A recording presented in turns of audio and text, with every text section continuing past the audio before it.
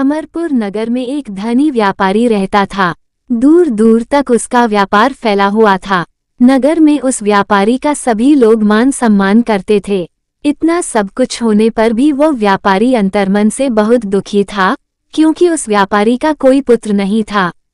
दिन रात उसे एक ही चिंता सताती रहती थी, उसकी मृत्यु के बाद उसके इतने बड़े व्यापार और धन संपत्ति को कौन संभालेगा। पुत्र पाने की इच्छा से वह व्यापारी प्रति सोमवार भगवान शिव की व्रत पूजा किया करता था।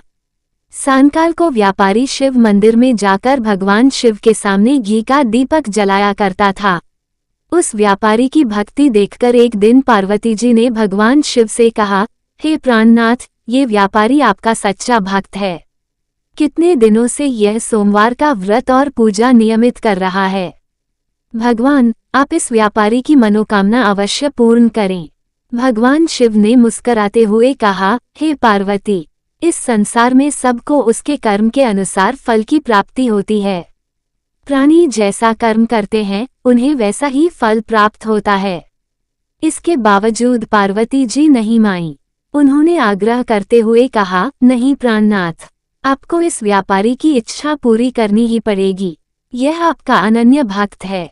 प्रति सोमवार आपका विधिवत व्रत रखता है और पूजा अर्चना के बाद आपको भोग लगाकर एक समय भोजन ग्रहण करता है। आपको इसे पुत्र प्राप्ति का वरदान देना ही होगा। पार्वती जी का इतना आग्रह देखकर भगवान शिव ने कहा, तुम्हारे आग्रह पर मैं इस व्यापारी को पुत्र प्राप्ति का वरदान देता हूँ, लेकिन इसका पुत्र 16 वर्ष से अधिक जीवित नहीं रहेगा। उसी रात भगवान शिव ने स्वप्न में उस व्यापारी को दर्शन देकर उसे पुत्र प्राप्ति का वरदान दिया और उसके पुत्र के 16 वर्ष तक जीवित रहने की बात भी बताई।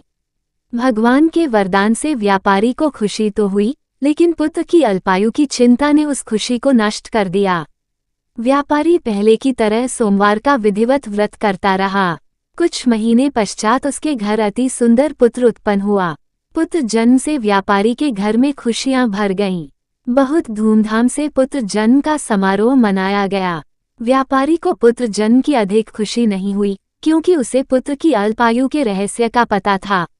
ये रहस्य घर में किसी को नहीं मालूम था। विद्वान ब्राह्मणों ने उस पुत्र का नाम अमर रखा। जब अमर 12 वर्ष का हुआ तो शिक्षा के लिए उसे वाराणसी भेजने का निश्चय हुआ। व्यापारी ने अमर के मामा दीपचंद को बुलाया और कहा कि अमर को शिक्षा प्राप्त करने के लिए वाराणसी छोड़ आओ। अमर अपने मामा के साथ शिक्षा प्राप्त करने के लिए चल दिया।